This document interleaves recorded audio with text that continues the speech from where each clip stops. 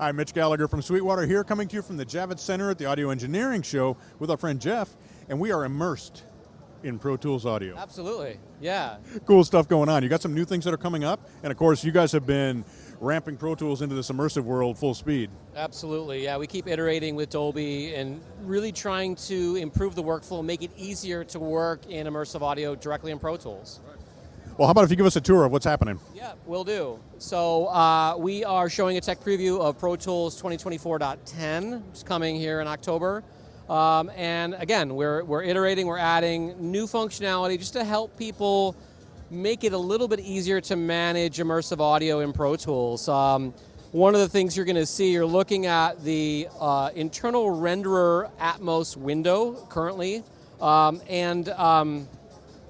in the previous releases of Pro Tools, we added a little drawer that gives you literally every possible thing you need for what am I hearing in my headphones? Is it a binaural? Is it a stereo direct?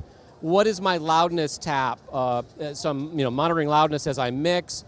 What are my custom re-renders doing? And that is really beautiful. That's all about, hey, I need to send a 714 to listen to Apple Spatial. I want to make maybe a strings only 5.1. I can do all of this, all delay compensated back into the Pro Tools mixer, and then have this also programmed for deliverables.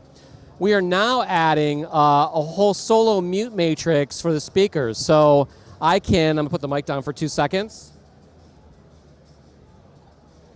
I can just quickly say, what are my elevation speakers doing? So I just soloed the Z plane, right?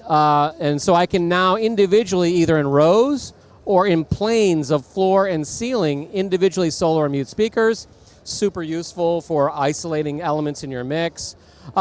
You also now have a floating trim and down mix window, and that's cool because as you're mixing, you can adjust the coefficients to say, what's going to happen to my ceiling speakers when I listen to a 5.1, and I can make those changes and hear them on the fly in real time. So really, really useful. We have comprehensive color coding and management of Atmos objects in Pro Tools, so you can actually see this is a member of the bass group. It's colored blue. I can manage all of my groups, right? And when I do this, when I assign to a group, I immediately get a solo and mute matrix, right? I just want to hear the guitars, and I can immediately see visually, those elements in the render review.